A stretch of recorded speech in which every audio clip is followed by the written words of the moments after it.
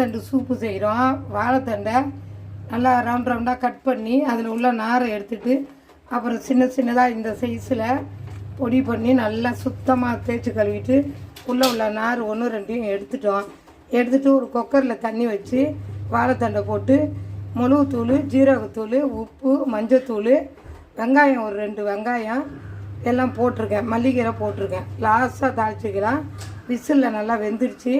3 whistle விட்டேன், நல்லா வெந்துருச்சு. வாழைத்தண்டு சூப்பு இப்போ தாளிக்கிறது லாஸ்ட்டாக தாளிக்கலாம். 2 தக்காளியும் கட் பண்ணி போட்டிருக்கேன். தாளிப்பு நல்லெண்ணெய் ஊற்றிருக்கோம்.